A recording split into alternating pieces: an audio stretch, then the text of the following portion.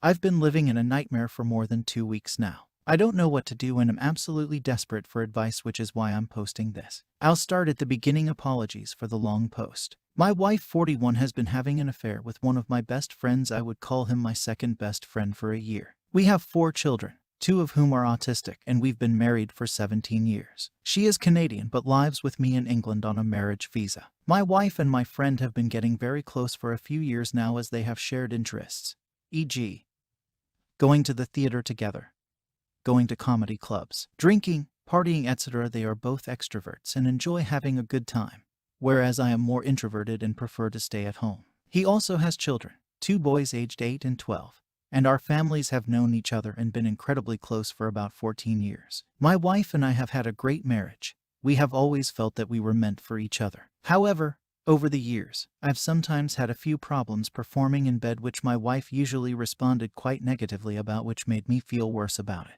I'm probably also not quite as overly affectionate with her as she would like. I am definitely affectionate, compliment her, buy her flowers every so often, etc. But I know that she would want more than I give her on this front. Otherwise, our marriage has been genuinely fantastic, and I am in shock that this has happened. About 2 weeks ago, I saw a message pop up on her phone that she'd left on the couch. It was from my friend saying how beautiful she is and how is still thinking about the last time they were intimate. When I saw this message, I was so confused and shocked, and I kept trying to convince myself that it must have meant something else. But because I was suspicious, I checked her Maps timeline data that night while she was sleeping, and there was very damning evidence. The following night, I mustered all my courage and challenged her about it. She denied it over and over, gaslighting me. And then I showed her my evidence, and only then did she finally admit it. I begged her for the full truth, and she gave me a version of events that was, I later found out, very watered down. It took about 5 more days to get the full story, and that was mainly from my friend who'd decided to come clean with me and his own wife, who I had to tell, and she had no idea either.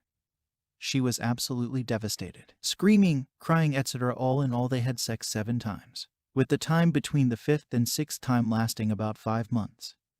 And the whole affair lasting 13 months. They also kissed, held hands, and did much more whenever they had the chance of privacy in between, even when the families were together. It's also worth saying that their affair started about a week after I found out that my mom had been diagnosed with cancer and would need some invasive treatment, surgery, chemo, etc., and therefore I was scared about the prospect of losing her. My wife's dad died a few years ago, and so did my friends, and I of course stood by them both and supported them fully during this. It also turns out that she had told my friend and his wife about my performance issues, and that she had called me dull and boring.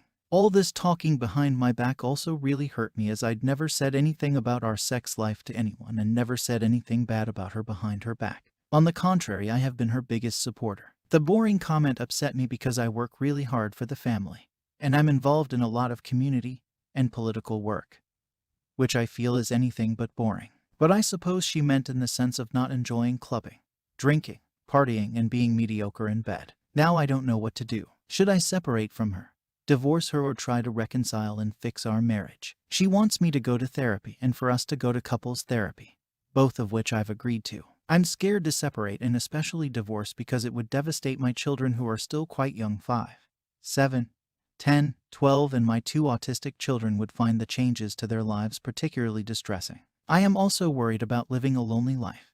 I'm the kind of person that needs a partner around them, as I get lonely fairly easily. I worry about things like getting ill alone or having an accident. I'm also 45 years old and not particularly attractive, whereas she is very attractive and would probably find someone else much more easily than me. There's also the fact that I still deeply care for her, and I already miss the life we had so much. The kids still don't know anything, and we're still living together, but our marriage is only what I can describe as in limbo. She assures me that she has never cheated on me with anyone else, although she does admit that she can drink too heavily sometimes when she is out, to the point where she is flirting with other people. But she maintains that she knows never to cross the line, and that it only happened with my friend because they developed a strong closeness over the years. But she is telling me that he will never speak to him again, that she's desperately sorry, and that she wants to be with me. So, I need advice, desperately. I'm a total mess and just don't know what to do. Should I work on the marriage for the sake of stability for the children and the hope that we can get back to where we were before and to avoid the fear of being alone? Or should I separate or divorce, which would have been financial consequences for me also? I've only given the abridged version here, so if you have any questions about any of the details or anything else, then I'll try to elaborate. Thanks so much. Edit. I just want to say, from the bottom of my broken heart, a huge, huge thank you for the outpouring of support, advice, and compassion you have all shown me. I'm truly overwhelmed. Thank you. Story 2. I haven't talked to anyone about this and it's just been eating away at me.